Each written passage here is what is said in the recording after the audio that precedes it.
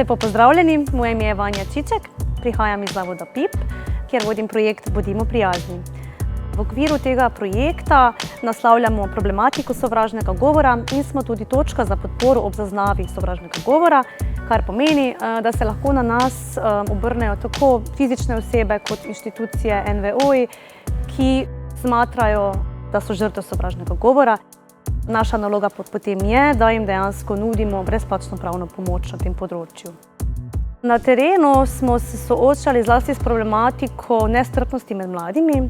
V naši anketi, ki smo jo izvajali med več kot 400 dijaki po srednjih šolah v Podravju, smo ugotovili, da so mladi zelo nestrpni, da so sovražni govor v enormni meri normalizirali in da se pravzaprav sploh ne sprašujejo ali ne dvomijo v škodljive plati sovražnega govora.